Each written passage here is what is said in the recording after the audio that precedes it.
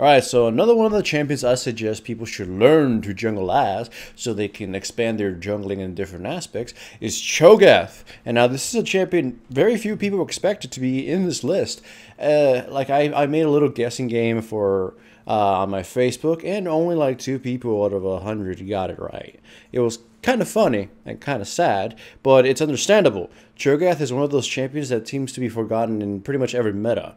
He is a very good jungler, but he doesn't fit a lot of the metas that tend to pop up. He's like Trundle in that regard. He's just there, very good, but he just doesn't fit. And even so, there can be times where he becomes the most perfect pick you could make, and he wins the game because of his abilities and such. And that's why I think he's a good champion to learn. He teaches you about paying the fuck attention to the enemy team comp, as well as to fix a lot of the weaknesses in your kit.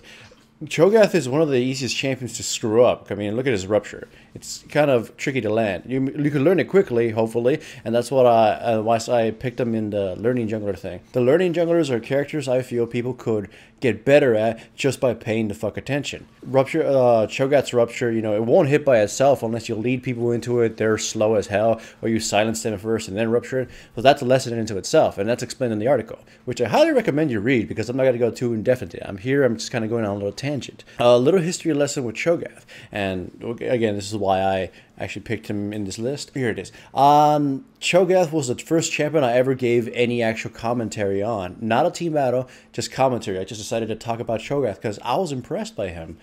During the time of Season 1, a lot of people were just jungling any characters they wanted, trying to see what works. People kept suggesting, Stonewall, try Cho'Gath, try Cho'Gath. You've tried Jungle Renekton, and yet you haven't tried Cho'Gath, and whatever. And I finally tried Cho'Gath, and I was surprised. I mean, I played him on top lane, and I thought he was boring, because, to be honest, he probably is one of the most boring champions out there.